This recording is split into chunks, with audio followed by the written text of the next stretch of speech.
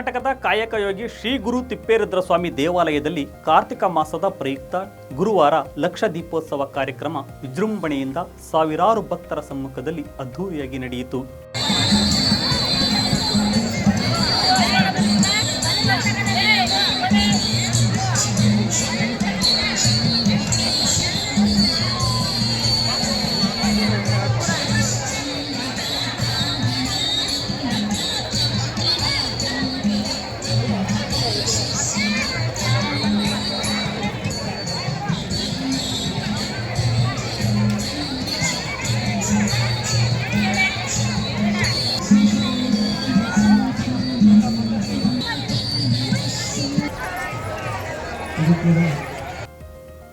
ಸಂಜೆ 6:30ಕ್ಕೆ ಆಕಾಶ ದೀಪಗಳನ್ನು ಬೆಳಗಿಸುವ ಮೂಲಕ ಚಾಲನೆ ನೀಡಲಾಯಿತು.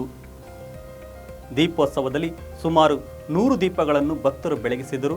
ತಲಾ 108 ಅಣತೆಗಳಲ್ಲಿರುವ 224 ದೀಪಸ್ತಂಭಗಳನ್ನು ಈ ಬಾರಿ ವ್ಯವಸ್ಥೆ ಮಾಡಲಾಗಿತ್ತು.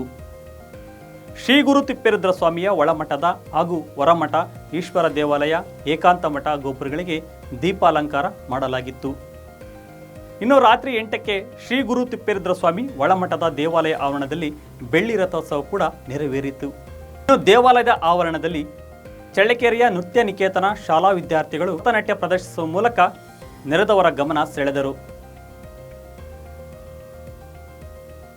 ಇದೇ ಸಂದರ್ಭದಲ್ಲಿ ಉಪಸ್ಥಿತರಾದ ಪಟ್ಟಣ ಪಂಚಾಯಿತಿ ಅಧ್ಯಕ್ಷ ಮಂಜುಳಾ ಶ್ರೀಕಾಂತ್, ಉಪಾಧ್ಯಕ್ಷೆ ಸರ್ವಮಂಗಳಮ್ಮ, ದೇವಸ್ಥಾನ ಕಾರ್ಯನಿರ್ವಹಣಾಧಿಕಾರಿ ಎಚ್ ಗಂಗಾಧರಪ್ಪ, ದೇವಸ್ಥಾನ ಕಮಿಟಿ ಸದಸ್ಯರಾದ ಕಾವಲಪ್ಪ, ತಿಪ್ಪೇರುದ್ರಪ್ಪ, ಪಟ್ಟಣ ಪಂಚಾಯಿತಿ ಸದಸ್ಯ ಮಾಂತಣ್ಣ, ಜೆ ರವಿಕುಮಾರ್, ಸಮಾಜ ಸೇವಕರಾದ ವಿ ದೊಡ್ಡನಾಗಯ್ಯ, ಉಮಾಪತಿ, ಕಪಿಲೆ ಓಬಣ್ಣ, ಪ್ರಭುಸ್ವಾಮಿ ಹೀಗೆ ಹಲವರು ಉಪಸ್ಥಿತರಿದ್ದರು.